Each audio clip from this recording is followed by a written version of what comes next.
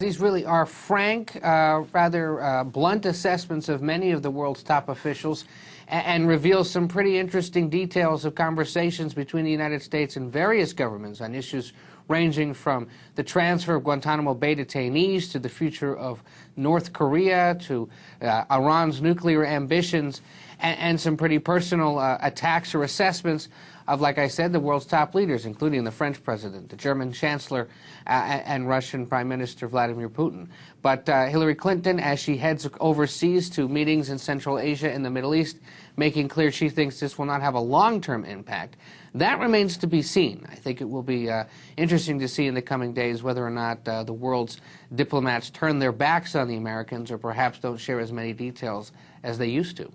Let's talk more about some of the revelations for a moment, because we heard, for example, that China would accept a reunited North and South Korea. Is this significant?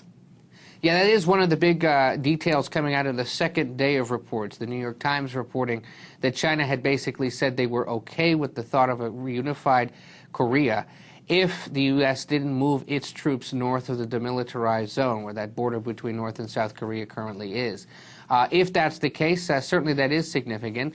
But remember that the U.S. and other countries have sort of gamed out the future of North Korea in the past. As the report notes, that back in 1994, it was believed that when Kim Jong-il took power, at some point soon the North Korean state would collapse, and that hasn't happened.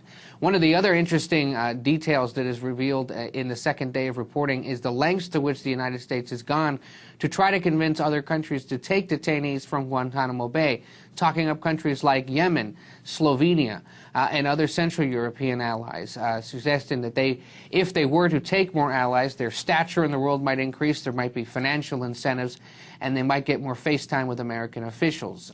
You know, this began during the Bush administration, it continues during the Obama administration, and while President Obama earned a lot of credit for calling for the closure of Guantanamo Bay, he obviously missed his self-imposed deadline and appears in some of these cables to have been quite eager to shed the Gitmo's prison population as much as possible, in some cases succeeding, in other cases certainly not.